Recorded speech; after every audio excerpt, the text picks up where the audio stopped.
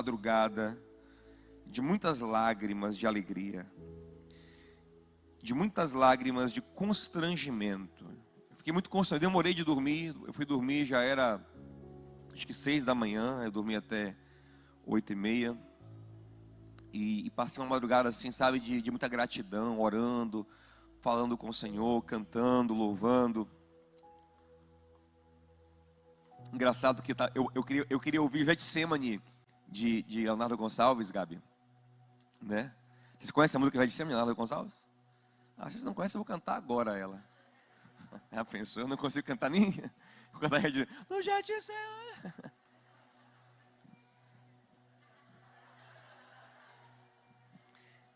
E aí, Gabi, encontrei um vídeo de Marquinhos Cruz cantando Getsemane. Isso que legal também, aí fui ouvir Marquinhos Cruz cantando Getsemane. E aí, do vídeo dele, me aparecem uns vídeos de você e Marquinhos há 10 anos atrás. 2 pichotinhos ali cantando.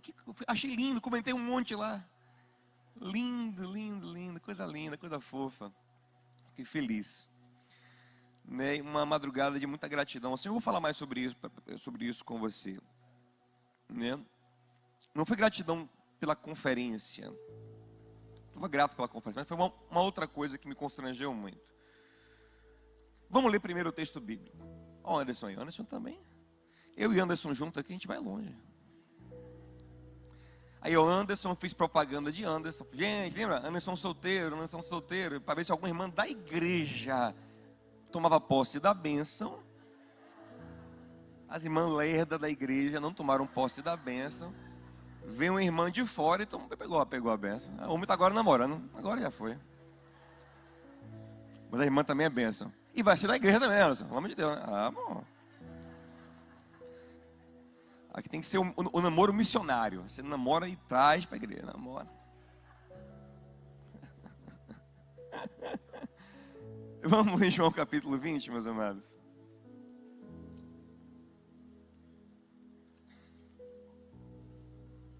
No primeiro dia da semana, de madrugada, quando ainda estava escuro, Maria Madalena foi ao túmulo e viu que a pedra da entrada tinha sido removida.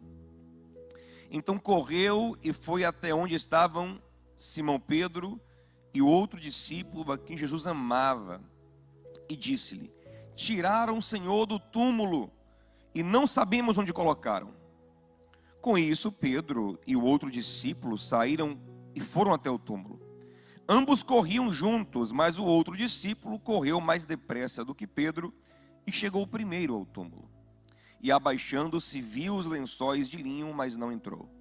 Simão Pedro, seguindo, chegou e entrou no túmulo. Ele também viu os lençóis. E o lenço que tinha estado sobre a cabeça de Jesus, e que não estava com os lençóis, mas enrolado ou dobrado num lugar à parte. Então o outro discípulo, que havia chegado primeiro ao túmulo, também entrou. Ele viu e creu, pois ainda não tinham compreendido a Escritura, que era necessário que ele ressuscitasse dentre os mortos. E os discípulos voltaram outra vez para casa. Maria, no entanto, permanecia junto à entrada do túmulo, chorando. Enquanto chorava, abaixou-se e olhou para dentro do túmulo. Ela viu 2 anjos vestidos de branco, sentados onde o corpo de Jesus tinha sido colocado, uma à cabeceira, outro aos pés. Então eles perguntaram: mulher, por que você está chorando? Ela respondeu: porque levaram o meu Senhor e não sei onde puseram. Depois de dizer isso, ela se virou para trás e viu Jesus em pé, mas não reconheceu que era Jesus. Jesus lhe perguntou: mulher, por que você está chorando? A quem você procura? Ela, supondo que ele fosse o jardineiro, respondeu: se o Senhor o tirou daqui, diga-me onde colocou e eu o levarei. Jesus disse: Maria. Ela então, voltando-se, lhe disse em hebraico: Rabone, que quer dizer mestre. Jesus continuou: não me detenha, porque ainda não subi para o meu Pai. Mas vá até os meus irmãos e diga a eles: subo para o meu Pai e o Pai de vocês, para o meu Deus e o Deus de vocês. Então Maria Madalena foi e anunciou aos discípulos: eu vi o Senhor, e contava que Jesus lhe tinha dito estas coisas. Meus amados, esses dias eu estava dirigindo e claramente o Espírito Santo me fez uma pergunta. Fazer uma pergunta é uma forma de fazer a pessoa refletir, né? A pergunta força a reflexão, convida a pessoa a refletir. É um método terapêutico muito usado, inclusive, né? O terapeuta faz uma pergunta e você é obrigado a pensar sobre aquilo para responder a pergunta. Observe que Maria Madalena, por exemplo, aqui, que estava numa crise de fé tremenda, começa a ser indagada. Primeiro indagada pelos anjos. Mulher, por que você está chorando? Você tem realmente motivo para chorar? Depois Jesus: mulher, por que você está chorando? A quem você está procurando? São perguntas que têm a intenção de fazê-la refletir. E eu estava no meu carro dirigindo, e aí o Espírito Santo me perguntou uma coisa. Eu sei que era ele, eu sei que não veio de mim, veio dele. Me perguntou sobre uma coisa que dentro de mim eu meio que tinha assim, sabe? Uma coisa que eu quis muito por muito tempo. Sonhei, desejei muito aquilo. Mas meio que eu disse: sabe, Dinho, não quero mais isso não. Então, sabe, eu desencanei, eu acho que não é para mim isso, não quero, não vou pensar nisso. Sabe aquele Lázaro que você enterra? Você fala: não mexe mais nisso aqui, porque eu acho que não tem que ficar enterrado. Estava assim, meio enterrado. Quando o Espírito perguntou, eu comecei a pensar. O que ele perguntou assim para mim: você ainda quer isso? Você ainda quer isso? Foi o que o Senhor falou no meu coração. Você ainda quer? Aí, na hora que eu pensei, sabe que você sente um negocinho assim, sabe que não está tão morto assim não. Aí eu pensei um pouquinho mais e falei: Senhor, talvez, Senhor, acho que eu quero. Aí eu me emocionei. Emocionei porque nem eu sabia o que eu queria. Ele te conhece mais do que você se conhece. Há um limite para o autoconhecimento, mas para o conhecimento do alto sobre nós não há limite. Por isso Davi diz: tu me sondas e me conheces. Vê se há em mim algum caminho que o Senhor não gosta. Salmo 139. E me guia pelo caminho eterno. Pedro afirmou para Jesus com toda a firmeza da sua sinceridade: eu não vou te negar. Ele estava sendo sincero ali. O Senhor falou: você vai sim. Eu não vou, eu morro com o Senhor, mas não lhe nego. Então vamos ver. Vamos ver quem lhe conhece mais, se é você mesmo ou se sou eu. Isso é muito forte. Olha para alguém e diz assim: Deus te conhece mais do que você mesmo. Aí Deus chegou para mim no carro assim e falou: ô Binho, Binho não, agora é Bill, ô Bill. Tu não quer não, Bill? Aí eu comecei a pensar. Eu falei: ô Senhor, ô Pai de Bill, eu quero. Aí eu comecei a chorar. E nem eu sabia que eu queria tanto. Aí chorei, dei aquela chorada, mas eu não pedi. Eu só falei: eu quero. Eu falei: eu quero, Senhor. A verdade é que eu quero. Mas assim, eu não esperava que ele fizesse algo tão rápido nesse sentido. Porque aquilo, e eu não posso compartilhar tanto agora, quem sabe depois, tinha que mover muita coisa, coisas grandes, coisas, sabe? E de repente, meu amado, dias depois, as coisas foram se movendo. Eu falei: o que é isso aqui? O que é isso aqui? E eu falei: nossa, como é possível isso? Por mais que eu creia no Senhor e saiba que Ele é soberano, onipotente, poderoso, eu não canso de me impressionar. Eu fico sempre boquiaberto. É impressionante demais, gente. As coisas começam a se mover. Esse rapaz, que negócio louco é esse? Que Deus poderoso é esse? Que Deus... Mas assim, não é nem tanto o poder dele que me impressionou e me constrangeu muito, mas assim, é o fato dele se importar tanto comigo. como é que Ele mexe em tanta coisa por mim? Que coisa louca. Como é que Ele me ama? Como é que Ele, com 8 bilhões a gente vai chegar agora em novembro de habitantes na Terra, como é que esse soteropolitanozinho aqui de 1,70 m, há quem diga que é 1,69 m, mas eu acho que não, nas melhores réguas é 1,70 m. Como é que esse toquinho aqui da Bahia, gente, está no coração de Deus, sabe? É um negócio assim muito constrangedor. E eu fiquei de madrugada chorando. Falei, Senhor, que é isso, Senhor? Por quê? Por que o Senhor me ama assim? Que é isso? Não mereço nada disso. O Senhor vai lá, me pergunta um negócio, eu falo o que quero. E o Senhor, sabe quando alguém compra para você algo muito caro? E você fica constrangido? Eu fiquei assim. Mas aí você fica constrangido porque a pessoa gastou muito dinheiro, né?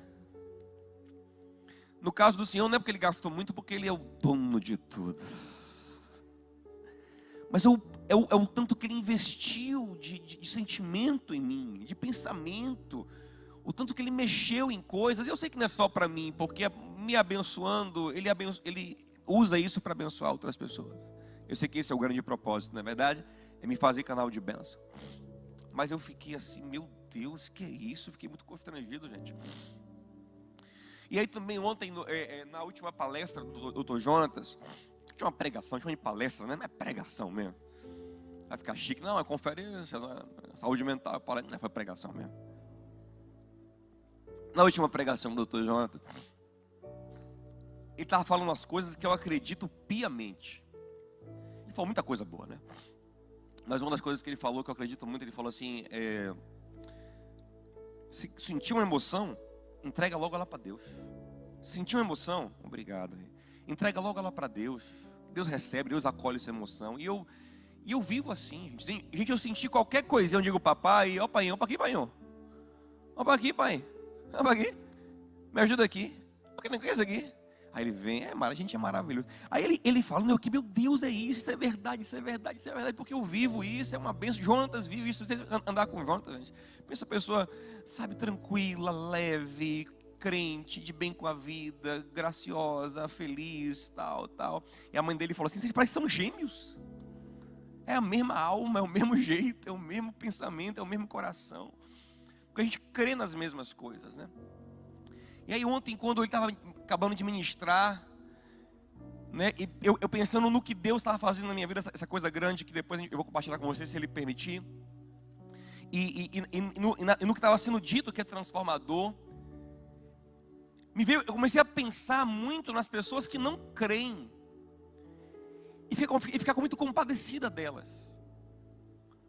Gente, porque muitas pessoas têm acesso à palavra e a Deus, mas não conseguem crer, e se não conseguem crer, não conseguem desfrutar disso aqui, porque isso aqui não é uma exclusividade de Diogo, mas para todo aquele que crê. E o meu coração começou, meu Deus, poxa, eles não acreditam, às vezes até vêm para a igreja, mas não acreditam, o coração é incrédulo, é duvidoso e não confia no Senhor, e aí não vive essas coisas. Eu fiquei tão compadecido, eu fiquei tão assim, apertado dentro de mim. Começou a acontecer em mim o que Judas pede. O Judas, bom, não traidor, ele escreveu uma carta de um único capítulo, e no versículo 22 Judas fala assim, tenham compaixão daqueles que duvidam, se compadeçam deles, porque eles perdem muito, sabe? Eles não conseguem crer. Então para eles é muito difícil, porque eles não conseguem crer, eles duvidam, eles vivem sempre em crises de fé, e aí não vivem, porque Hebreus 11:6 fala que sem fé é impossível estabelecer uma conexão profunda com Deus, agradar a Deus, porque é necessário, é indispensável, sine qua non, que aquele que se aproxima de Deus creia que Ele é real, e que Ele abençoa todo que o busca, todo aquele que o busca. Eu fiquei orando aqui, meu Deus, tem misericórdia de quem não tem fé, Senhor da fé, meu Deus, é só ter fé, é só crer. É tudo pela fé, gente, a salvação é pela fé, Efésios 2:8, pela graça sois salvos por meio da fé. João 11:40, se creres, verás a glória. Quem quer ver a glória de Deus, meu irmão? Você precisa crer, meu irmão, você vai ver a glória, você vai ver a glória. Mas você precisa acreditar. Você precisa confiar de verdade nesse Deus e se lançar em fé. É triste, Jesus ele ficou triste em Nazaré, a cidade onde ele cresceu. Lá em Marcos 6, versículo 5, diz que ele não pôde fazer muita coisa em Nazaré. E saiu dali admirado com a incredulidade daquelas pessoas. A gente disse, eita, povo incrédulo, rapaz. E ele não pôde fazer muita coisa, porque ele faz em cima da nossa fé, ele constrói em cima da nossa fé. A nossa fé é o fundamento onde ele constrói, e ele não sobrecarrega o fundamento. Deus não pode construir em cima da fé, não porque ele esteja limitado à nossa fé, mas porque quando ele constrói sem fé, ele alimenta em você o que te destrói, que é o seu orgulho. Porque se ele faz uma coisa que você não tem fé, você não atribui a Deus, e você atribui a quê? A você mesmo. A sua capacidade, ao acaso, e aí pronto. Então ele precisa que você confie nele, porque na fé que vem a obediência, o quebrantamento, a humildade, a submissão, a santidade, o propósito. A fé é fundamental. Então ele não sobrecarrega. Fé pequena, ele tem que construir algo que a fé suporte, mas também fé grande ele não desperdiça. Eu sempre gosto disso. É a história de Jairo e do centurião, né? Porque Jairo sofreu esperando Jesus ir na casa dele. Jesus não vai, a menina morrendo ali, Jesus não vai, a mulher do fluxo de sangue interrompe, e Jesus não vai. Quando Jesus finalmente está indo para a casa de Jairo, chega mensageiros da casa de Jairo e dizem, deixa o mestre em paz, porque já era, a sua filha morreu. Imagina que dor, misericórdia. O senhor fala, não, velho, vamos lá assim mesmo. E imagina o caminho, Jairo indo com Jesus, sabendo que a sua filha está morta. Quanto sofrimento. Aí vem um centurião. Senhor, eu estou com um servo doente lá em casa. O senhor, tá bom. O senhor achando que era uma fé, né? Meira, a fé ordinária. Vamos lá. Diz, não, ir lá na minha casa? Para quê, senhor? Ô, gente. Era baiano também. Ô, gente, hoje. Nada disso. Daqui, ó. Eu sei o que é autoridade. Aleluia. Daqui, manda uma palavra. De lá ele é curado. O senhor diz, rapaz, que fé linda, velho. Que fé extraordinária. Ele não desperdiça, não. Quando ele vê uma fé zona assim, rapaz, ele constrói também um prédio. Seja feito segundo a sua fé. Ele fala, não, pai, é fé demais, eu tenho que ir com você. Não, ele constrói em cima da fé que a gente coloca para ele. Então meu coração ficou muito compadecido. Eu fiquei orando, disse, meu Deus, pessoas que não têm fé, como é que eu posso ajudar, o que eu posso fazer? E eu vim pregar hoje para você que tem fé duvidante. Eu quero que o Senhor te ajude.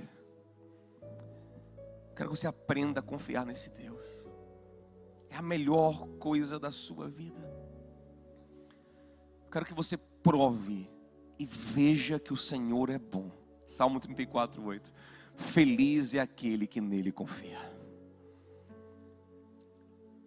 Então, para a gente chegar nesse lugar de fé, primeiro eu quero te falar de duas histórias. É que nós lemos e uma outra antes.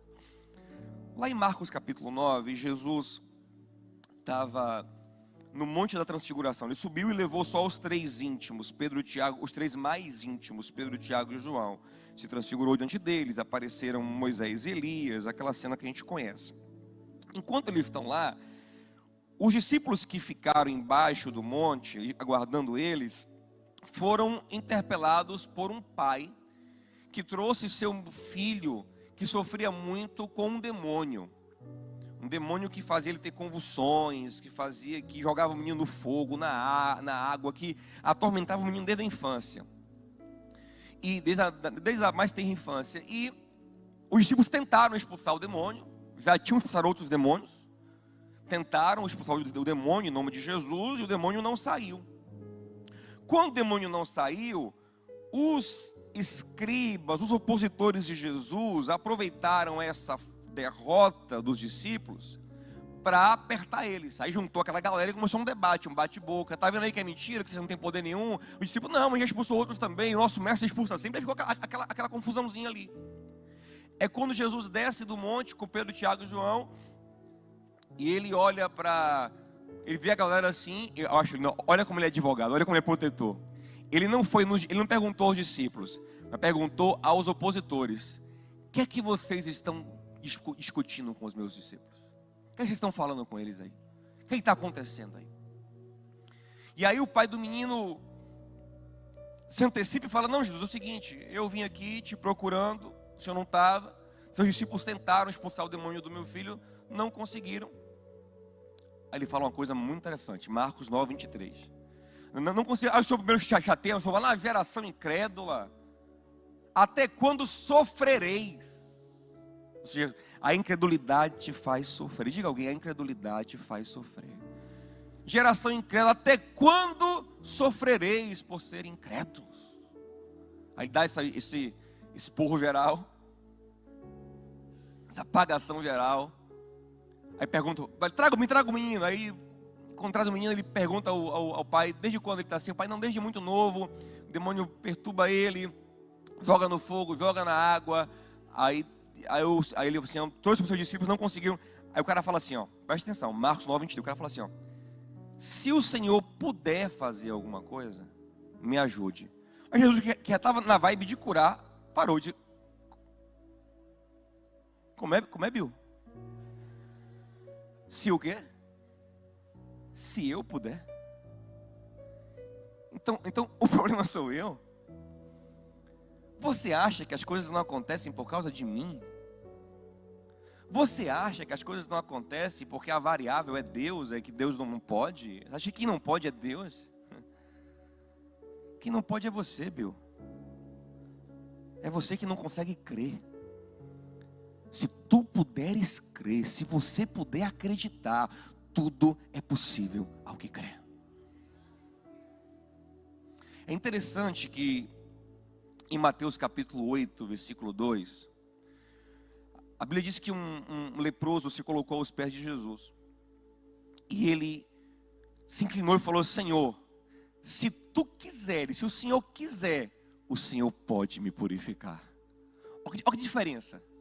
Esse aqui tem convicção de que Jesus pode. Ele sabe que a variável justa é ele querer ou não. Tipo assim, eu creio no teu poder e me submeto ao teu querer. Eu sei que a única situação onde o Senhor não pode não fazer é o teu não querer. E o teu não querer é bom, eu aceito. Mas poder o Senhor pode. Se tu quiseres, tu podes. Já o outro camarada aqui, olha a arrogância dele. Porque deixa eu dar uma dicasinha aqui. Eu não vou nem entrar muito nisso.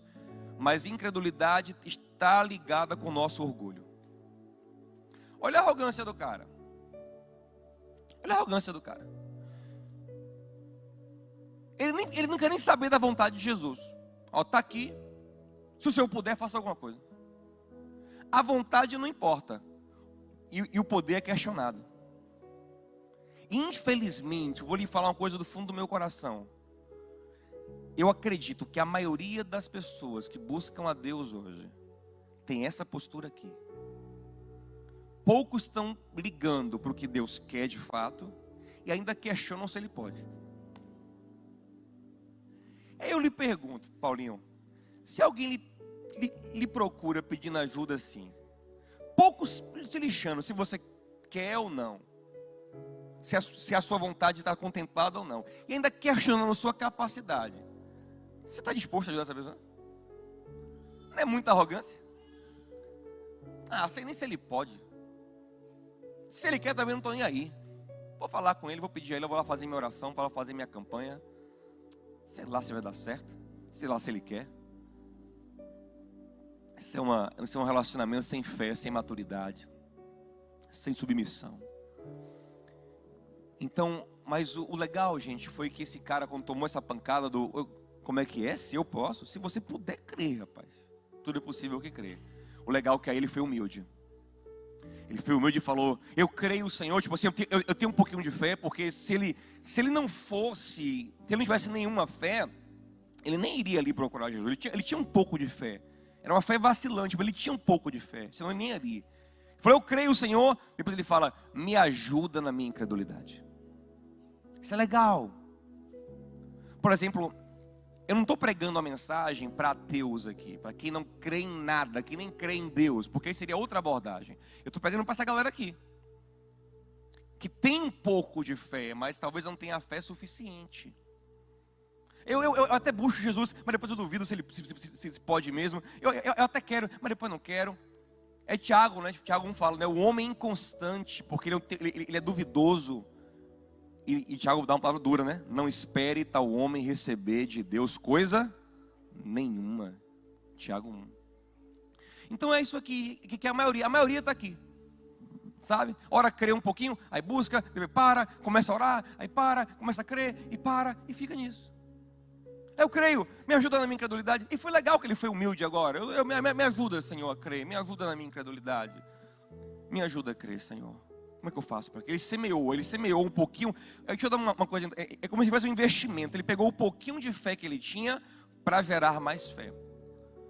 Você tem um recurso, você tem um dinheiro.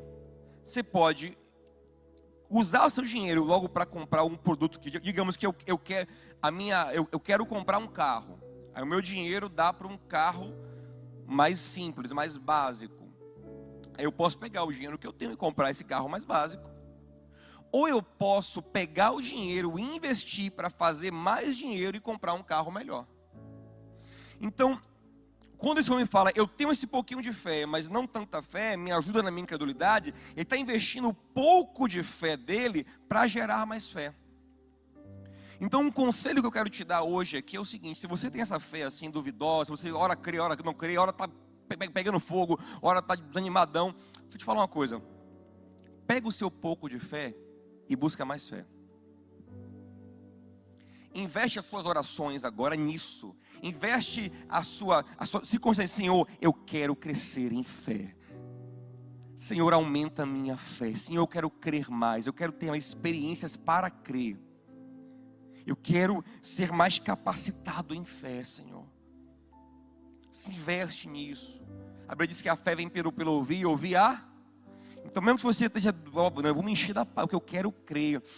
Eu quero ver a palavra de Cristo, eu quero crer. Investe nisso, semeia nisso. Jesus disse que a fé é como um grão de mostarda, e uma interpretação possível é que é uma semente que você planta e ela dá uma árvore gigante. Então você planta esse seu pouquinho de fé, investe, trabalha essa sua pequena fé, entrega nas mãos de Deus, sabe? Se move para ter mais fé. Sabe? Isso me lembra Elias e Eliseu. Elias fala assim: Eliseu, estou indo embora, negão, e o seguinte, quer alguma coisa? Estou vazando, viu? Hora de pedir agora, é tipo quem está vindo dos Estados Unidos, né? Estou voltando amanhã, quer uma lembrancinha? Elias, estou vazando hoje, quer alguma coisa, quer que eu profetize? Porque Elias falava, coisa acontecia, né? Uma fé, uma relação com Deus tremenda. Pede aí, quer uma casa, quer um ouro, uma prata, uma esposa, quer uma coisa, Eliseu? Fala logo, eu estou vazando. Aí Eliseu pensa e falou assim: quero. O que, Eliseu? Eu quero a porção dobrada do teu espírito. Aí ele disse: menino, que coisa. Ou seja, eu não quero um produto, eu quero a fábrica. Quem quer a fábrica na sua vida, meu amado? Então invista a sua vida para ter mais fé. Para um pouquinho de orar pelo problema. Até ore, uma hora e menos. E ore assim: Senhor, eu quero crer. Eu quero ter fé. Senhor, aumenta a minha fé. Senhor, eu quero ter mais crente. Senhor, eu quero... Os discípulos pediram a Jesus para ter mais fé. Receberam? Claro. Se tornaram os homens de maior fé de todos os tempos. Sacudiram o mundo pela fé. Se você pedir fé, Deus te dará fé. Deus te ajudará a ter fé. Mas eu quero te mostrar como aconteceu aqui na vida de Madalena, de uma maneira muito simples, muito prática, que funciona muito, e que funciona muito comigo, vai funcionar com você, funcionou com Madalena também. Gente, Madalena era crente ou não, gente? Crentona. Tinha testemunho de transformação, de conversão, de libertação. Uma mulher habitada por 7 demônios. Eu até acredito que aconteceu com ela aquele negócio de Mateus 12, né? Quem tem um demônio e aí o demônio sai, a pessoa continua no pecado, o demônio volta com mais 12, com mais 7. Ó, estou botando até 12 já, ó. A multiplicação. G12, D12. Então, volta com mais 7. E mulher, conhece Jesus, que ama Jesus de uma maneira muito profunda, devota de Jesus. Gente, Madalena, ela tinha ouvido falar que Jesus ia ressuscitar? Lógico. Todos os discípulos tinham ouvido falar disso. Até os inimigos ouviram. Se você ler Mateus 27, final do capítulo, mostra os sacerdotes indo a Pilatos e falar assim: olha, o impostor lá, segundo eles Jesus, está dizendo que vai morrer ressuscitável. Então quando vão botar uns guardas, ele disse isso, vão botar uma guarda na porta do túmulo para não pegarem o corpo dele. Se até os inimigos de Jesus sabiam dessa promessa que ele fazia de ressurreição, quanto mais Madalena, gente. Ou se Madalena já tinha ouvido a palavra de Jesus, mas ainda não acreditava 100%. Na hora H, porque assim, fé, gente, não é aqui. Aqui é lindo, né? Aqui eu creio. É amanhã. É na hora da dor. É na hora do problema. Aqui todo mundo crê. Aqui o ambiente é para a gente crer. Mas é amanhã, na hora do desafio, você agir, se viver, se mover pela fé. Madalena ouviu Jesus dizer que ia ressuscitar. Mas aí chegou o problema. Qual foi o problema que ela enfrentou? Ela vai domingo de manhã. Jesus morreu na sexta. Ela vai no domingo de manhã para dar uma caprichada no corpo de Jesus, para ele se manter se manter num estado de conservação por mais tempo. E quando ela chega lá com as especiarias na mão, tal, que ela bate o olho no túmulo, a pedra é removida. Meu amigo, ela nem considerou a possibilidade da ressurreição. Só passou uma coisa na mente dela. Lembra aquela coisa que eu falei da mente natural? A mente natural interpreta tudo de maneira natural. Ela disse: ixi, roubaram. Eita, aqueles desgraçados, miseráveis. Pegaram o corpo do mestre. Correu nos discípulos e disse: gente, pegaram o corpo do mestre. Pedro e João saíram correndo. Papai, João é engraçado. O evangelho de João, ele se gaba direto. Ele é uma figura. Aí João fala assim, ó: e o discípulo que Jesus amava, que é ele mesmo, e a cigaba que ele amava, correu mais rápido do que Pedro e chegou primeiro. Do nada, assim, ele conta que ganhou a corrida. Correu mais rápido e chegou primeiro e parou na porta do túmulo. Só que ele é mais reverente, né? Ele para na porta do túmulo. Aí Pedrão chegou em segundo, mas já foi entrando, afobado. Pedro: o que aconteceu, João? Entrou logo. Aí João, depois que viu que entrou também, porque ele tinha uma reverência com o túmulo, né? Aí os dois entraram, aí viram os lençóis tirados e viram o lenço da cabeça dobrado num canto. Então, tipo assim, peraí, inimigo nem ia levar o corpo e tirar, dobrar. Inimigo não ia dobrar os lenços. Se fosse também amigo, não ia levar ele nu. Isso aqui tá... Aí lembrar, rapaz. E a Bíblia diz que eles viram e creram. Começaram a acreditar em ressurreição. Aleluia. E voltaram para casa. Eles vão voltando para casa e Maria está aqui, ó. Ô, gente. E aí? Acharam já o corpo, foi? Aí, não, Maria. Alguma coisa, como um milagre aconteceu aí, Maria. Eles estão nessa vibe de crer. E tem gente que é assim, né? Vê alguma coisinha e já crê. Eu sou assim, graças a Deus. O céu está azul. É igual a Elias. Vai vir chuva. Ora, vai lá ver, rapaz, você tem sinal. O cara vai 7 vezes, tadinho, dá pena, né? O estagiário. Sobe 7 vezes. Sobe, desce um monte, sobe, desce, nada. Na última, rapaz, ô profeta, tem uma nuvem do tamanho de uma mão. A gente imagina uma nuvem do tamanho de uma mão, num céu azulzão. Ele disse: é o que eu preciso, um sinalzinho, vai descer chuva. Para quem está disposto a crer, vê e crê, vê um sinal, porque a fé também passa pela razão, raciocina, analisa: Pai, Deus, isso é Deus, é sinal de Deus, e acredita e crê. Então Pedro e João conseguiram fazer isso, Maria não conseguiu. Por quê? Porque Maria, percebe então, Maria estava com as emoções muito mexidas. Lembra do que a gente aprendeu ontem? E as emoções estavam tão mexidas, estavam tão perturbadas, que ela não conseguia mais raciocinar direito, ela não conseguia compreender, estava perturbada. E muitos de nós não conseguimos firmar a fé, porque a nossa emoção está perturbada, tem mágoa, tem trauma. Ela viu, gente, a pessoa que ela mais amava no universo passar por uma crucificação terrível. Isso mexe muito com ela, ela não consegue teologar, sabe? E a gente não consegue, pastor, eu queria, mas não consigo teologar. Só tem uma confusão, um medo, uma aflição, uma ansiedade, uma angústia na minha alma. Isso atrapalha. Eu não consigo raciocinar e crer como Pedro e João. Beleza, vem cá comigo. Tá aqui Maria. Aí Deus, vendo a bichinha no desespero, ainda lá chorando, a porra chorando, Deus está chorando. Aí Deus manda 2 anjos. né? Não sei quem são os anjos, né? Ramael e Zilael. Vão ali no túmulo, por favor, Binhos. Fica um na cabeça, outro no pé assim do Senhor Jesus, do meu filho. Fica ali para a gente dar um suporte a Maria, para ver se ela vê vocês e acredita. Porque assim, ela está na porta do túmulo, ela sabe que ninguém entrou. Se tem alguém ali dentro, é algo sobrenatural. Aí quando os anjos aparecem ali, ela aí abaixa, ela olha e vê 2 anjos. Meu irmão, aqui, eu não ia crer mais não, que eu já saiu. Ah, meu Deus! Mas quem disse? Estava tão magoada, tão mexida, tão doída, que não teve anjo que fizesse ela crer. Chegou para os anjos e perguntou: vocês viram o corpo do meu mestre? Vocês pegam. Mas mulher, por que chora? Mas mulher, acorda. Ei, mulher, olha nós aqui. Ó, seres celestiais, estamos aqui. Cadê o corpo? Ela não entrava porque estava muito doída. Aí, acho que o pai falou assim: filho, não teve jeito não. Vai ter que ser você mesmo. Vai lá para a bichinha não ficar tão doída, porque ele se importa com o nosso coração. O Senhor aparece atrás dela. E aí, mulher, por que choras? A quem procuras? E ela está ouvindo Jesus? De quem está falando com ela? Jesus. Mas ela não reconhece, ela não crê. E ela pergunta, acha que é o jardineiro. Ele fala: foi você, não vê? Me diga onde está o corpo dele. É meu mestre. Venha com palhaçada ou não? Cadê? Isso é Jesus.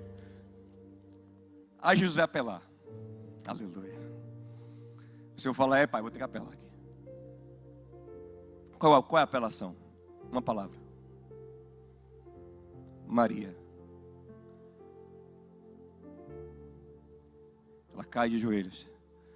Raboni, meu mestre. Peraí, gente, o que está acontecendo aqui? Porque túmulo vazio não faz ela crer, lenço dobrado não faz ela crer, anjo não faz ela crer, Pedro e João crendo não faz ela crer, Jesus falando não faz ela crer, mas um nome dela faz ela crer. Vou lhe dar um segredo que para mim pelo menos é muito relevante. Sabe o que me fez assim? Eu vou para a igreja desde os meus 3 anos de idade, sabe? Vou para a igreja, ouço pregação. Uma voando aí, ó. Brincadeira, acho que obrigado. Obrigado também. Ouço pregação, escola bíblica, conheço Bíblia, tudo isso, assim, sabe? Mas aquela fé sempre vacilante, aquela coisa inconstante. O que mudou na minha vida? Foi quando de repente, para os 15 e para os 16 anos, eu comecei a ver o meu nome aqui. E aqui. De repente, não era uma coisa fria, era para mim. Eu podia ver a minha vida, eu podia ouvir ele falando comigo, era uma coisa pessoal. Não era uma coisa mais que eu tinha que, depois que eu entender tudo, depois que eu compreender, né? A queda, a justificação, a redenção, a santificação, a glorificação, que eu entender se a linha melhor é a calvinista e a arminiana, que eu entender a eclesiologia, não, nada disso, é simplesmente quando eu entendi que esse Criador do universo tinha os olhos em mim. Gente, isso é um negócio louco. Quando eu entendi que Ele me chama pelo nome, isso significa que Ele pensa em mim. Você tem ideia do que é isso? Quando eu percebi que Ele pensa em mim, que Ele se importa, que eu sou alguém para Deus. Em João capítulo 10, Jesus diz no versículo 3 que o pastor, ele fala do bom pastor, ele conhece cada ovelha pelo nome, e chama elas pelo nome, e elas conhecem a sua voz e a seguem. Ele diz: eu sou o bom pastor, eu conheço as minhas ovelhas e elas me conhecem. Então de repente eu comecei a ver que Deus de fato me conhecia, que eu era alguém. E ele falava comigo de uma forma que ninguém falava, e por isso eu reconhecia que era ele. Por isso eu reconheci esses dias que o Espírito Santo falando comigo. Maria tinha ouvido aquele Maria várias vezes, inconfundível. E ela sabia que só ele falava naquela profundidade, naquela intimidade, naquele lugar. Vou lhe falar uma coisa, meu irmão. Você tem que entender. Deus gostava de se apresentar muitas vezes como Deus de Abraão, Deus de Isaac, Deus de Jacó. Ou seja, Deus de pessoas. E não tenha dúvida que hoje Ele gosta de falar no céu: eu sou o Deus de fulano. Ele é o Deus de Diogo. O Deus de Diogo. Isaías 43, ele fala: eu te escolhi, te chamei pelo teu nome. Tu és meu. Ele é o meu Deus. Eu estou nesse projeto. Eu estou no projeto de Abraão. Meu nome só não está aqui na escritura, porque já encerrou o cânon. Senão ia estar aqui o meu e o seu também. Mas não está aqui, mas está no livro da vida celestial. Você acredita nisso? Daniel capítulo 10. Daniel está 21 dias orando e não tem resposta. Parece que ele não é ninguém. Depois de 21 dias, porque tem uma batalha espiritual acontecendo, um propósito de Deus, o anjo Gabriel aparece e fala para ele assim, Daniel 10:11, Daniel, homem muito amado, viu? Homem muito amado. Amado por quem? Sabe o que Gabriel está falando? Rapaz, lá no céu só dá você. Daniel, lá no céu a gente fala de você, Daniel. Lá no céu você não sabe o quanto você é querido. Estou vindo de lá, eu vou lhe dizer, gostam de você lá, viu? E Deus me trouxe aqui para lhe dizer hoje, gostam de você lá. Ei, coloque seu nome nesse texto. Eu coloco Diogo, homem muito amado. Foi o que eu senti ontem, quando Deus começou a mover essas bênçãos na minha vida. Que isso? Aí o Espírito Santo dizia, eu lhe amo. Mas pai, mas eu lhe amo, Bião. Eu lhe amo, eu penso em você. Eu gosto de você, mas Senhor, eu gosto do filho pródigo, mas Senhor, eu não sou digno, eu sei, mas eu quero lhe dar. Mas Senhor, eu deveria ser um servo, não um filho, mas eu lhe amo. Lembro do nosso saudoso irmão Lázaro. Porque me resgatou, porque me trouxe aqui. Porque me queres, Deus, tanto assim, se contra os céus pequei, e contra ti também, minha vida eu destruí, como errei, porque me queres tanto assim? E a resposta, filho, eu quero.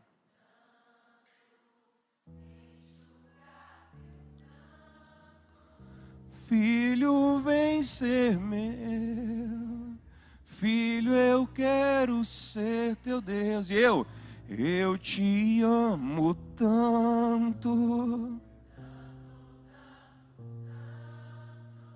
Filho, vem ser meu. Filho, eu quero ser teu Deus. Aleluia. Aleluia.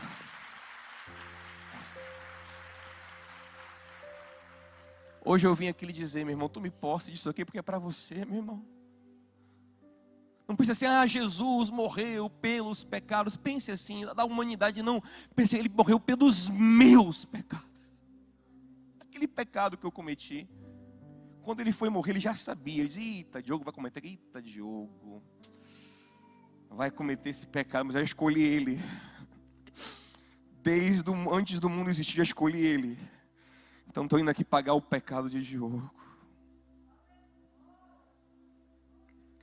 Foi intencional, ele pensou em você. Davi disse no Salmo 139, tu me formaste no ventre da minha mãe, me planejaste a minha vida. Tu me sondas, eu penso, o Senhor fica ligado no que eu penso.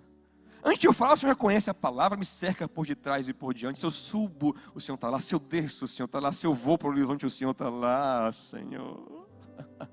Se interessas por mim. Se interessas. Moisés tinha 40 anos, longe do povo de Deus. Provavelmente naquele lugar, Moisés nem ouvia falar de Deus. Parecia que Deus tinha esquecido de Moisés. Moisés também talvez tivesse esquecido de Deus. Nem pensava mais em Deus. Estava ali com outros deuses do povo midianita com quem ele morava agora. Aí um dia ele vê um milagrezinho assim, uma sarça pegando fogo, ou seja, e não consome. Diz, que negócio diferente, meu. Ele não fala assim, eu verei o que Deus está fazendo. Não, ele nem fala em Deus. Ele talvez nem pensa mais em Deus. Talvez Deus foi um mito que ficou na mente dele. O Deus de Abraão, ele nem conhecia esse Deus direito. Ele pergunta, quem é o Senhor? Ele pergunta, quem é o Senhor para eu falar lá? Ele não conhece Deus.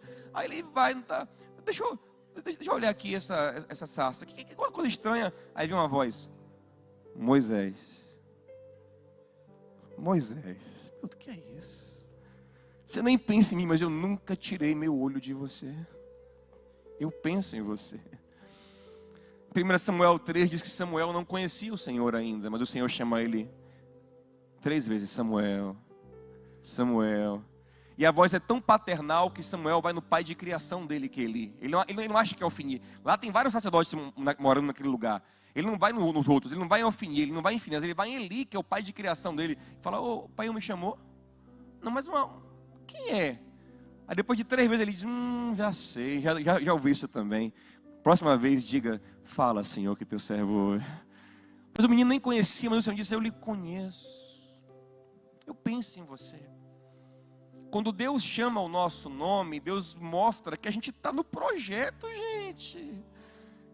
Meu Deus, eu estou nos planos de Deus, nos pensamentos de Deus, no coração de Deus. Eu importo, eu sou alguém para Deus, como Maria. Maria, ela diz, que é isso aqui que eu senti agora? A fé voltou. É Ele, só Ele me conhece nesse lugar. É Ele mesmo, Ele me ama, Ele gosta de mim, Ele me inclui. Nossa, isso é maravilhoso.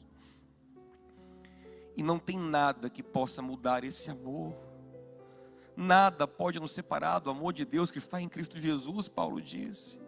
Nada, nenhuma criatura, nem anjo, nem os anjos podem, nem os demônios, nem altura, nem profundidade, nada. Ele fala assim, nem o presente, nem o futuro. Ou seja, se no futuro você se arrebentar, se afastar do Senhor, pecar, fazer miséria com a sua vida e sofrer consequências por isso, quando você cair em si como filho pródigo, você vai encontrar um pai que lhe ama. O texto fala que quando o filho pródigo voltava, o pai já estava aqui, ó, esperando. O pai correu. Quando o pai viu que ele voltava, deixa ele querer. É só ele me querer de novo.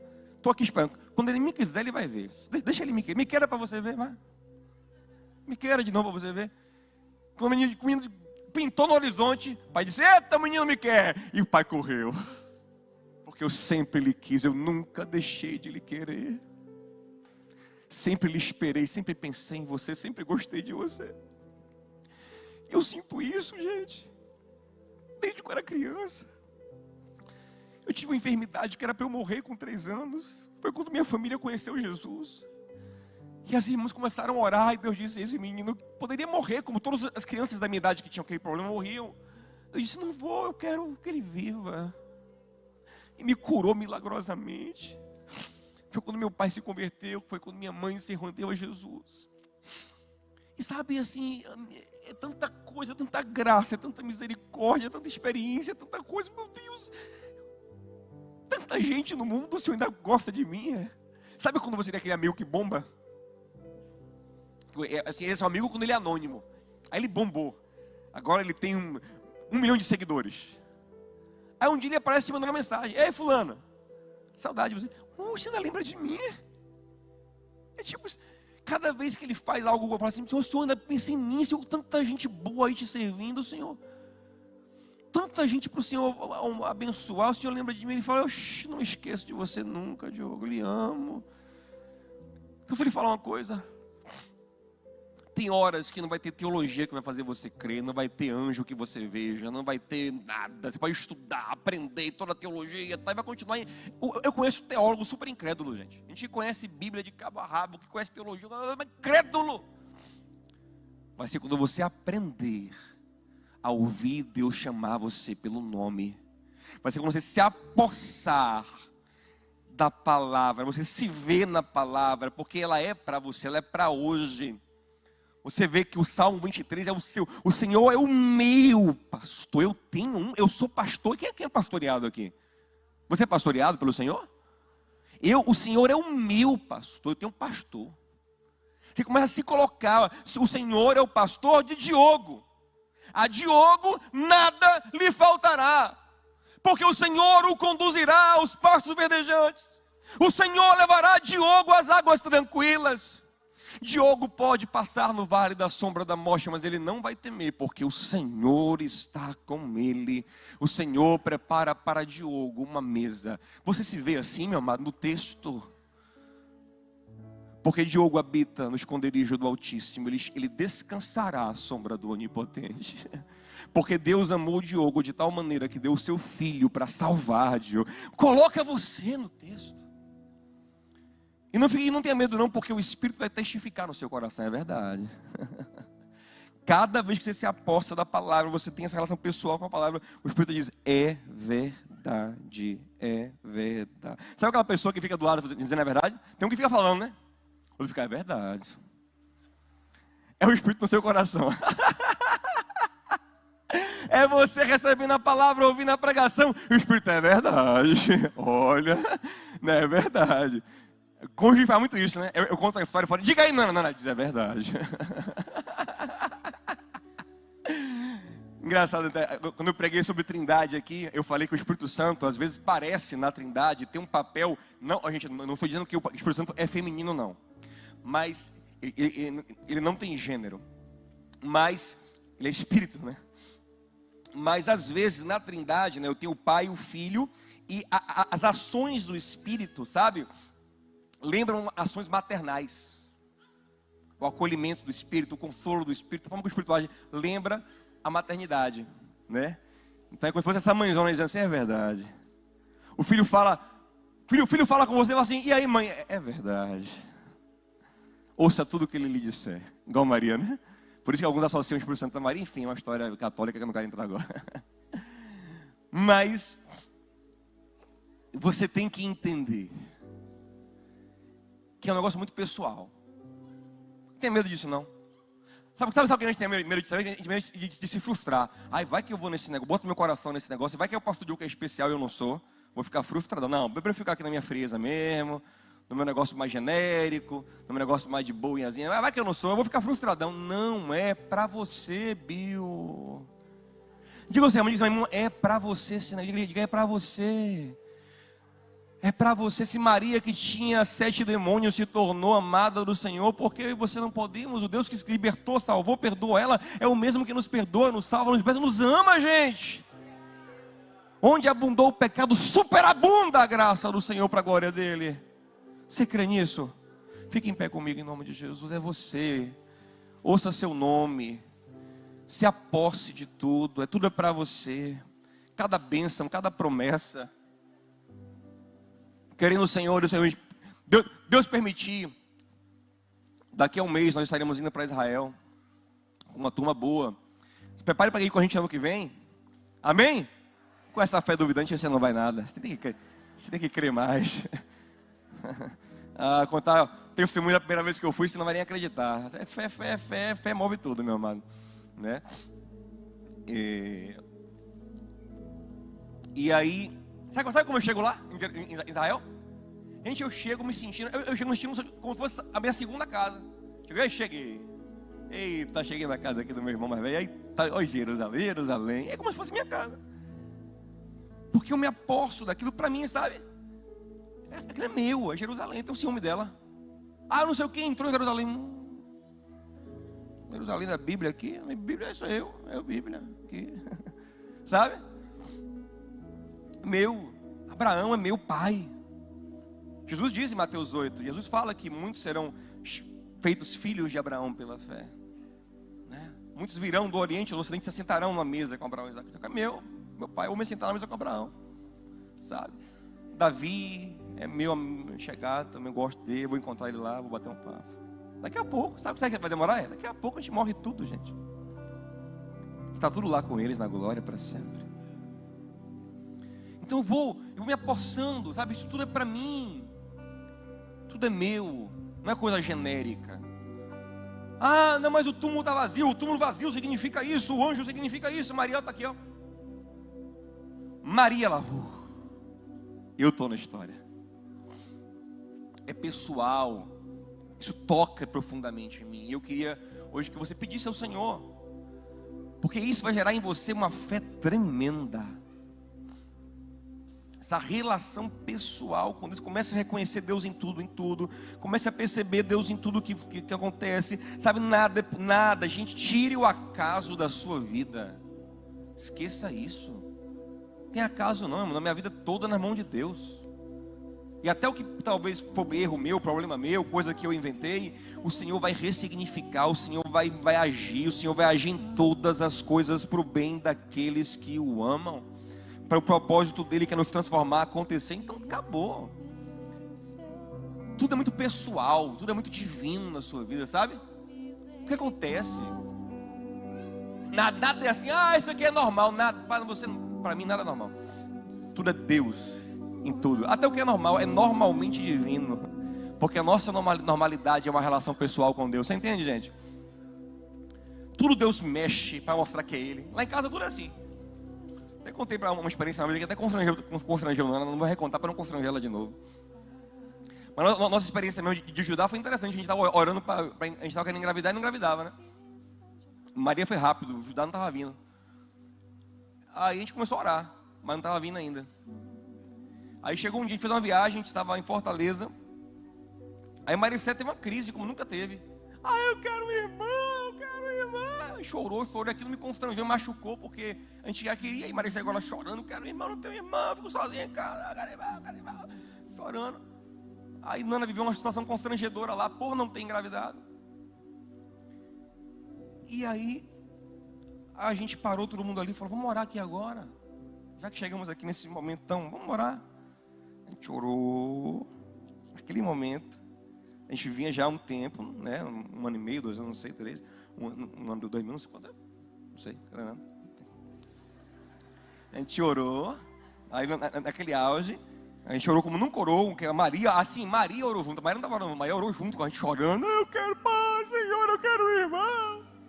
A gente sempre fala para ela que foi a oração dela. A gente usa isso para constranger ela. Cuide do seu irmão, foi você que pediu. E funciona, ela cuida, ela vai, porque ela que pediu, foi ela que orou. Lembre lá em Fortaleza, você chorando, aquele irmão, tome aí o seu abacaxi.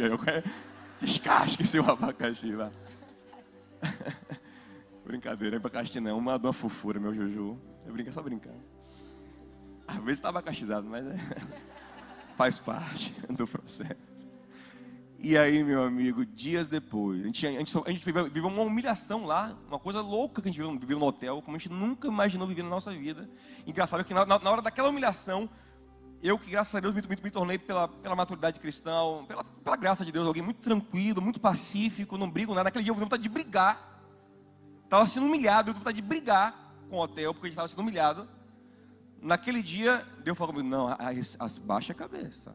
Sei, receba aí, vá. Estou tratando, receba aí, vá. Receba tudo, vá. E o pai sou eu, fique tranquilo. Está tudo no controle. Eu aí, humildemente, fui humilhado ali no hotel. Tá, coisa ridícula, constrangedora, tal. Aí, depois dali, dias depois, Judá foi concebida. E a gente teve a bênção de descobrir que estávamos esperando Judá lá em Jerusalém, que o que para a gente foi muito especial também, para a glória de Deus. Então assim, o que eu quero dizer com isso? Que nada, sabe, é acaso, tudo assim, tudo tem um propósito, sabe? A dor, a lágrima, a prova, a humilhação, tudo é muito pessoal. Em tudo eu ouço um Diogo, ouça Itamar, ouça Renata, ouça Poliana, ouça a voz dele, consolando, direcionando, fazendo você voltar a crer no controle dele. De repente, Maria, que só queria um corpo, crer num Jesus vivo, se torna a primeira cristã de fato, porque é a primeira que tem total convicção da ressurreição. A primeira cristã é Madalena, e ela que primeiro foi lá correr dizer, pegaram o corpo, agora volta dizendo, ele está vivo!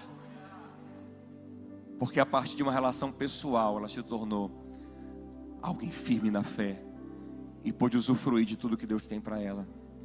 E Deus tem, deixa eu lhe contar um segredinho aqui não é segredo, já está na palavra, mas você deveria saber.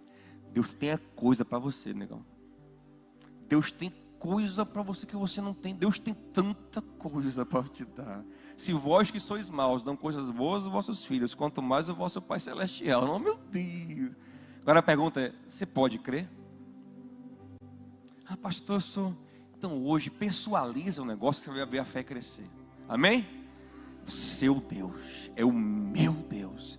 Quero que você cante a canção agora e comece a orar, falando, Ele é o meu Deus. Tu me das a paz.